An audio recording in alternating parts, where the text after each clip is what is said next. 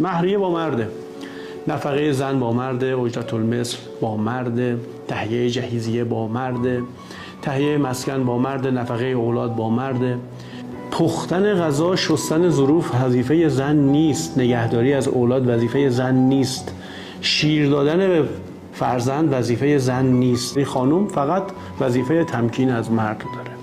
چند هزار تا پرونده، چند هزار تا هم زندانی. آقایون گرامی، یه زمانی خیلی راحت امضا میزنید، قباله ازدواجی که میذارن جلوتون خیلی راحت امضا میزنید، وظایف خودتون رو نمیدونید، تکالیف خودتون رو نمیدونید و وظایف و تکالیف خانم رو هم نمیدونید، خواسته های بیجا نسبت بهش دارید.